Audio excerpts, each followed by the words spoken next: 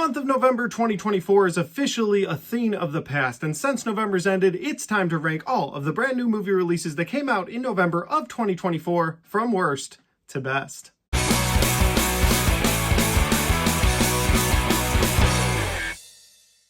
What's going on, movie fans? My name is Michael Weer. I love talking about movies and I love ranking movies, and that is what we're here to do today because November has officially ended, and as I stated at the beginning of this video, it's time to rank all of the brand new November 2024 movie releases from worst to best. And just like in my previous ranked list this year, when I come to the end of a month, I not only rank the movies that released that month, but also movies that I've caught up on that released earlier in the year 2024 that I just now had a chance to watch, whether they were on streaming or I caught them late in the theater. You get the idea. And just like the other monthly ranked videos, it's not just about my list, it's also about your list, and I would love to know how you rank November 2024 from worst to best. So throw your lists in the comment section down below. Let's see how similar yours is to mine. Maybe it's really close, or maybe we're super far apart. That's something that's fun about the magic of movies. You just don't know what you're gonna get, and they all appeal to us a little bit differently. With that said, if you like this kind of content, whether it's movie reviews or movie ranked lists, well, I've got a ton of it on my channel, and I would love for you to hit that subscribe button and check out all of the different content on my channel. And with all that out of the way, let's rank November 2024 from worst to best. Kicking off the list at number 10, the worst of the worst, we have the film Devon. And Devon is a horror film written and directed by Jenny Farley, aka JWoww from the Jersey Shore. Now, this is a film that wasn't on my radar at all. I don't think this was on a lot of people's radars, but my wife is a huge Jersey Shore fan, and so when she found out that JWoww was not only writing and directing a horror film, but that it was coming out soon, she wanted to watch it with me, and so we rented Devon on Apple Plus, and it might have been the biggest waste of money that I've spent this entire year. The movie's bad for a lot of reasons, but we'll start with the story. The story is about a bunch of filmmakers that get brought together to look for a missing person. So they all show up to this insane asylum with their video cameras, so that way you know why it's being shot in that format, the sort of shaky cam format. And when they get there to look for this person in the insane asylum, they all get locked in. Now, on its face, that may sound like, okay, that's a decent setup for a horror film, but then you go a little deeper and this person has been missing for 20 years. So the flyers of the missing person that they have, there's no way they'd even know what they look like now because it's 20 years later. So the whole plot starts to fall apart. And then you get to the horror slash, I guess, death portion of the horror film, and that is of course being locked in the insane asylum, and there was nothing scary about it. At different parts of this movie, people get separated because of course they have to get separated, and they all have their own shaky cam, so you're seeing these different people get taken out by this entity in the insane asylum, but you never actually get to see it. The camera always seems to fall in the wrong direction, where you never get to even see one of the deaths in this movie, and that's so annoying. Like, if you couldn't give us a basic storyline that we could latch onto, then okay, at least give us some fun kills, but you don't even get the fun kills. This horror movie failed at being a horror movie on every level, and as much as JWoww might be entertaining on the Jersey Shore, maybe she should just stay on the Jersey Shore. But you know what? She got to make a movie. I don't know how hard it is to make a movie, so good for her, I guess. But Devon is still number 10, and it's also one of the worst of the entire year. You can take my word for it, or you can go check it out on Apple Plus now. Let's move on. At number 9, guys, we have Blake Lively's It Ends With Us. It Ends With Us is basically every Hallmark trope that you could take and jam into a film. Obviously, I wasn't a big fan of this movie. I think Blake Lively is the shining light of this movie. I think she did a great job. I think she's a great actress, but nothing else in this movie really worked for me. You had a really corny, played out story where you have a girl who moves to Boston, she opens a flower shop, and then meets the love of her life, who is this handsome doctor surgeon guy, but then it turns out that he's got a bit of an angry streak. But one thing leads to another, and they get married, and she's happy to a point, but then runs into the ex-love of her life, who was a kid that she knew when he was a teenager. Now he's a man. He's not a kid anymore. But the point is that now she has to choose between the ex-love of her life, who was really sweet and only left her for good reasons, or this angry doctor guy who's got all the money. And it's just dumb. It's another Hallmark trope smashed together film, and then we're supposed to like it because all of the lead characters are hot. I'm sorry, but none of that is appealing to me personally. So if you enjoyed It Ends With Us, that's great. I hope you had a good time. But for me, those are my reasons. I put it at number 9. At number 8, guys, we have another horror film, and this would be Elevation. And Elevation is the newest monsters attack the Earth. The Earth just about gets wiped out, except for a few survivors who are able to survive because of a certain thing. I don't know what you want to call that genre, but that's the genre. Basically, it started with A Quiet Place. When it came out, it revitalized the monster genre, the apocalypse genre, and we've gotten a bunch of bad spin-offs ever since. Like the movie Bird Box, where you could get away from the monsters as long as you weren't looking at them, or the movie that came out earlier this year called Arcadian, where as long as you were out during the daylight, you could get away from them. All of those movies have the similar feeling of A Quiet Place, where in the film A Quiet Place, if you're quiet, the monsters can't get you. And in this film, the film is called Elevation because if you go above a certain height on Earth, the monsters can't get to you. Why? Well, it's never explained. In fact, at one point in the film, they're like, where do you think these monsters came from? And they all look to the sky and they're like, very possible. Okay, so if they came from space, why can't they go up higher? It makes absolutely no sense whatsoever. And then just when the movie might be good, they're like, hey, we found a way to defeat these things. And I'm like, all right, in A Quiet Place, they found out that if they had a certain frequency, the things freaked out and their armor moved and you could shoot them and it was awesome. In this film, you don't need to do any of that. You just have to coat your bullets in a little bit of this blue gunk. And then once that blue gunk was on the bullet, you could shoot it, and with one bullet, no matter where you hit it, the thing will just evaporate. It's absolutely ridiculous. I feel like they ran out of money towards the end. They're like, well, we can't show these things blowing up, so we're just going to show a big cloud of smoke, and then they'll just be gone. And that's how they'll get rid of them. And that's the movie. That's Elevation.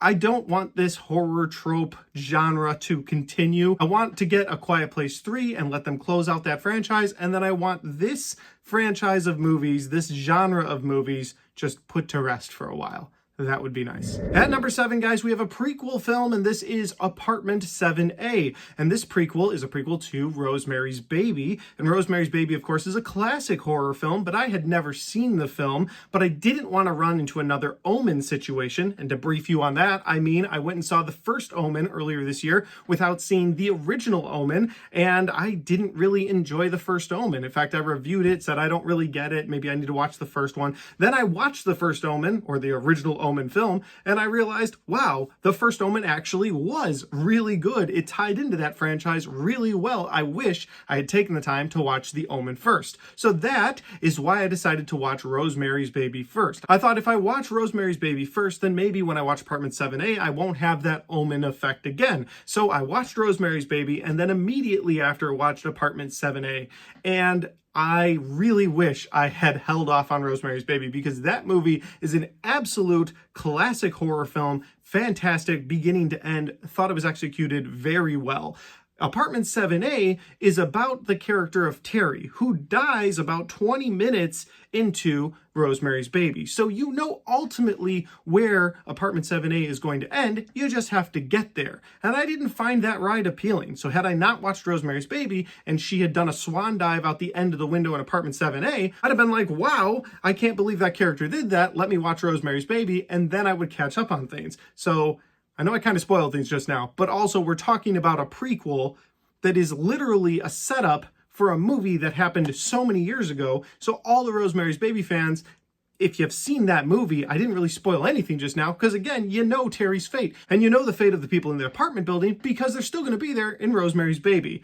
None of that worked for me. And while I liked the girl who played Terry in Apartment 7A, I thought she did a good job and I'd like to see her in more films. I think the other actors, the other people in Apartment 7A who were playing different characters from that original Rosemary's Baby, they just didn't live up to the performances from those other people. Especially the neighbor with a really whiny voice. If you've seen the movies, you know what I'm talking about. She's got a really whiny voice and she talks like this the whole time. But she's basically just doing an imitation of the actress from Rosemary's Baby. And it was so noticeable that she was just trying to emulate those other actors and those other actresses. It just didn't work for me. So Apartment 7A is another film that I would not recommend in this list. At number 6, guys, we have probably the best looking film of 2024, and that would be Horizon: An American Saga Chapter 1.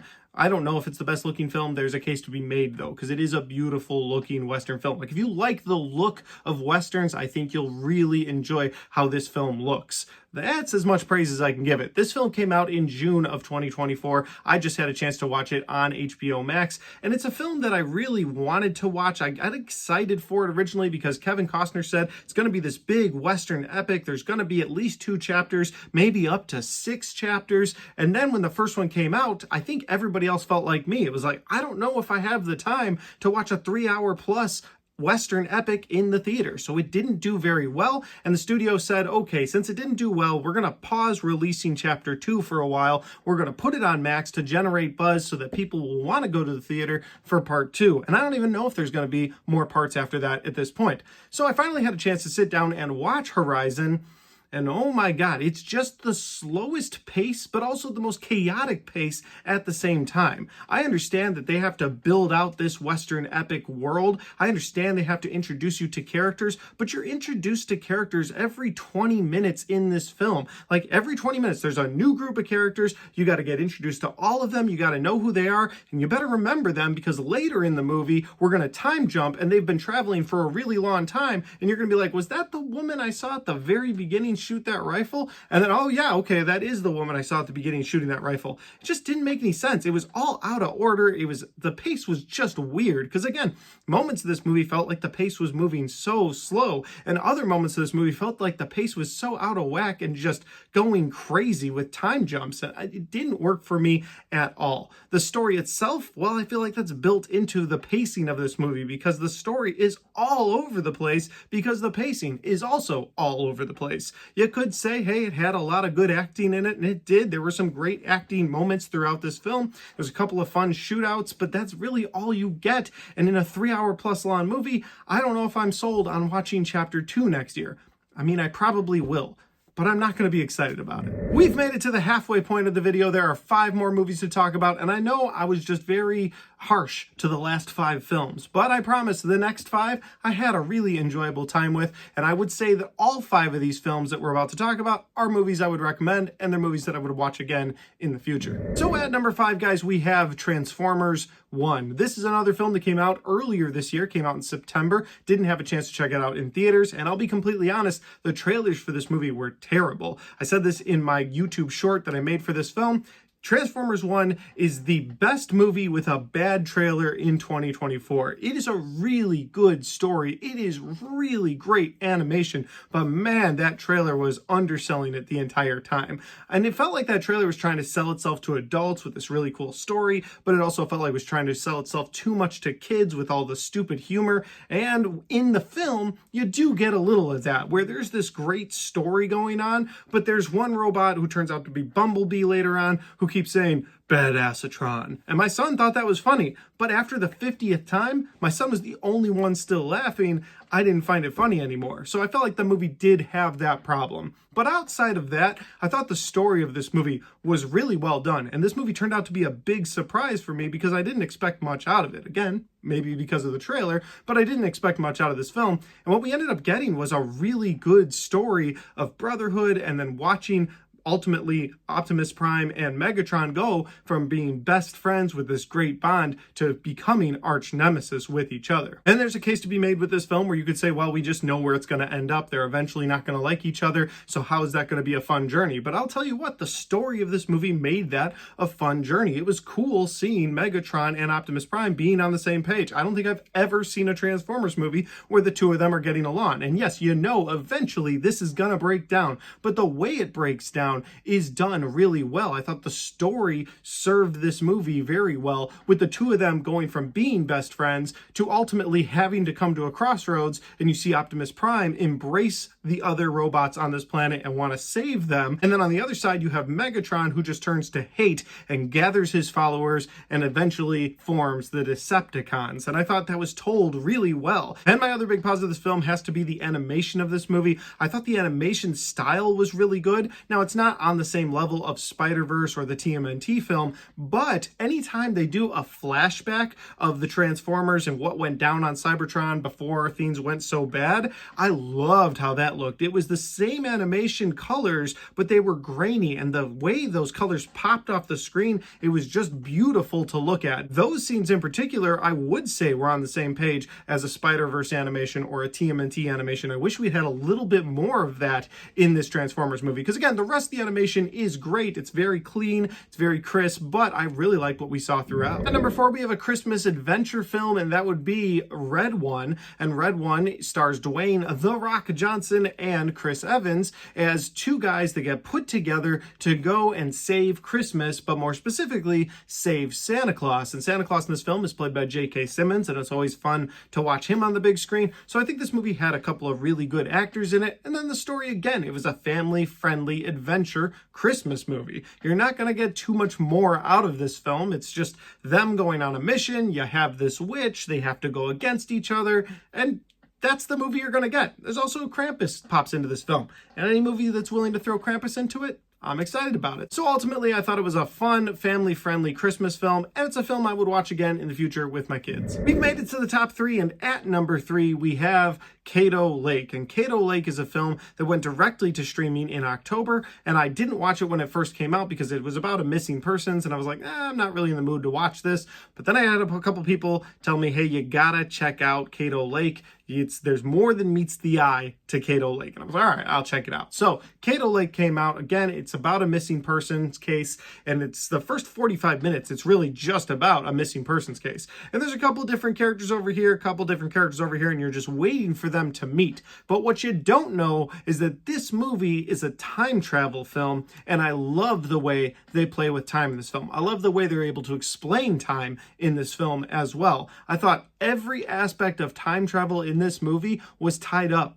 perfectly. Really loved what they did with this film, and I'm a big time travel fan, so when it was revealed to me that this movie was actually time travel and not just about a missing person, I thought, this is cool. And there's subtle hints throughout that first 45 minutes, like somebody will leave something somewhere, and then this guy will find it, and it's all messed up, and you're like, well, why is that stuff messed up? Do they have a storm? Is this like a couple week, month, year time jump? What is going on here? And then you find out, no, it's a huge time jump because they're time traveling between these two different realities. And I thought that was really cool, and again, really well done. That's all I'm going to say about Kato Lake. I think there's some fun surprises in there that you should check out. It is streaming right now, I think, on Max, so check out Kato Lake when you get the chance. At number 2, guys, we have Gladiator 2. Did not do that on purpose, but that's the way it worked out. Gladiator 2 is, of course, Ridley Scott's follow-up to his original Gladiator from the year 2000. That film had Russell Crowe and Joaquin Phoenix in it. This film stars Paul Mescal and Pedro Pascal and Denzel Washington. Paul Mescal plays Lucius, the son of Maximus from the first film. You see him get dragged back to Rome even though he fled to be away from them.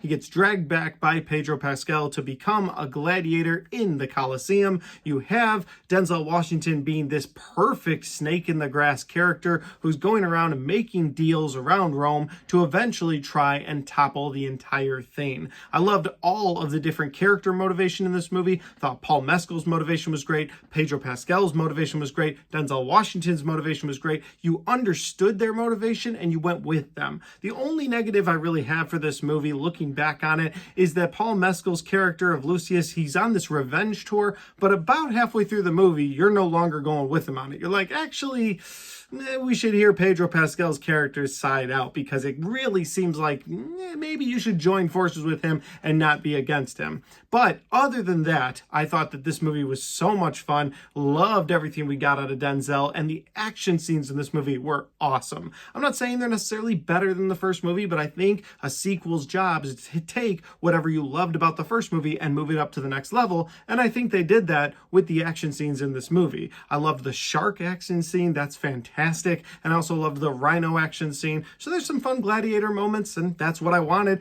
out of a swords and sandals action flick. So with that said, Gladiator 2 is number 2. We've made it to the final pick for November of 2024, and at number 1, my favorite movie of this month and one of my favorite movies of the entire year is a religious horror flick called Heretic. And Heretic is a film that stars Hugh Grant as Mr. Reed. And Mr. Reed is a man that has asked the Church of Latter-day Saints for more religious information and has requested a home visit. And so one day, Sister Barnes and Sister Paxton, two young girls from the Church of Latter-day Saints, are sent out to talk to Mr. Reed, give him more information about the church, and when they get to his door, he invites them in with some pie, tells them his wife is in the back sleeping, so they trust him, they come in. But what they don't realize is that when they enter his house, they've now entered a very deadly religious game. And that is all I will say about the movie Heretic. It's all I said about it in my review as far as the synopsis goes, because I don't want to spoil anything for you guys. I will tell you other things that I really liked about it. While I did love the story of this movie, I thought the acting from the three main actors in this film was fantastic. The girls who played Sister Barnes and Sister Paxton did a great job, and I thought Hugh Grant as Mr. Reed was absolutely phenomenal. I could just listen to Hugh Grant monologue on and on and on all day, and you pretty much do in this movie. He pleads his case to these girls about religion not necessarily being what we think it is, and just does a great job convincing you, the viewer, that hey, you know what, maybe it all is a big lie. But of course, he has sinister aspirations in this film, so you can't agree with him 100%. And there's also something they do towards the end of this movie that I won't spoil, has to do with a butterfly. And I was talking about this with my buddy Alex Leba, and he was telling me, no, I don't think that's the case. I think they made it very clear that this is what it is. But I disagreed with him, and it's okay to disagree about movies. That's what makes them fun. I think the movie is left up to the viewer's interpretation. If you've seen the film and you've gotten to that butterfly moment, I think what's great about that ending is that maybe Mr. Reed was right. Or maybe Sister Paxton was right. And I think there's so much packed into that just one little moment that really makes this movie shine. Heretic is my #1 movie for November of 2024. If you haven't checked it out yet, treat yourself, check it out. It's phenomenal. And guys, those are all the brand new flicks from 2024 that I had a chance to watch in November of 2024 and then ranked from worst to best. Hope you guys enjoyed this video. If you've got a list of your own, like I said at the beginning of this video, throw that in the comment section down below. Let me know where we line up. Maybe you completely agree, maybe you completely disagree, maybe we meet somewhere in the middle. Again, that's the magic of movies. But finally, guys, if you like this video, don't forget to hit the like button because it helps the video, it helps the channel, and it helps me right here. Thanks for watching. I'll see you next time.